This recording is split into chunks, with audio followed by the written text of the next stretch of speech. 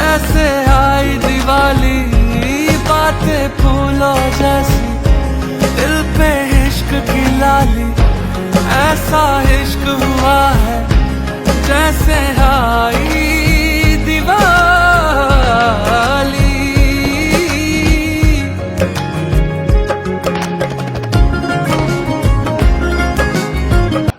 उन्होंने सोने की चौकी और रेशमी दुशाला भी खरीदी।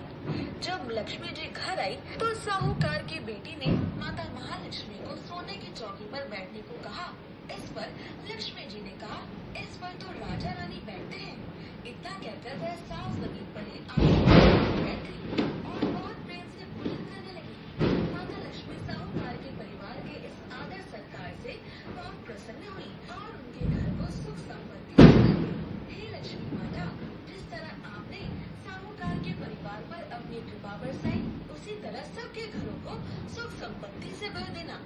दीपावली की दूसरी पौराणिक कथा के अनुसार एक बार माता लक्ष्मी कार्तिक मास की अमावस्या की रात में भ्रमण पर निकली, लेकिन संसार में अंधेरा छाया हुआ था। ऐसे में माता लक्ष्मी रास्ता भटक गई। इसके बाद उन्होंने ये तय किया कि ये रात मृत्यु लोक में ही गुजारी जाए और सुबह वैकुंठ धाम लौटा जाए। लेकिन माता लक्ष्मी को घर का दरवाजा बंद ही मिला। एक द्वार खुला था, उस द्वार पर दीपक जल रहा था।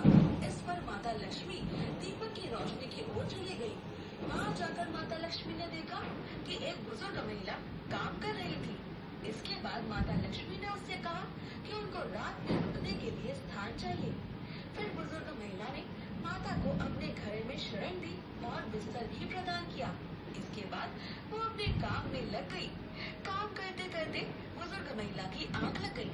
सुबह जब वो उठी तो देखा कि अतिथि जा चुकी थी, लेकिन उसका घर महल में बदल चुका था। चारों ओर हीरे जेवरात धन दौलत बिखरे हुए थे। तब उस बुजुर्ग महिला को पता चला कि रात में जो अतिथि उसके घर आई थी वो और कोई नहीं बल्कि स्वयं वैकुंठ स्वामिनी माता लक्ष्मी थी। इसके बाद से ही कार्तिक मास की अमावस्या की रात में घर में दीपक जलाने और घर को खुला रखने की परंपरा शुरू हो गई। इस रात लोग घर का दरवाजा कुछ देर खोलकर माता लक्ष्मी के आने की प्रतीक्षा करते हैं। माता महालक्ष्मी, जिस प्रकार आपने बुढ़िया के घर प्रकट होकर उसका उद्धार किया, वैसे आप दीपावली के दिन हमारे घर भी पधारना। दीपावली के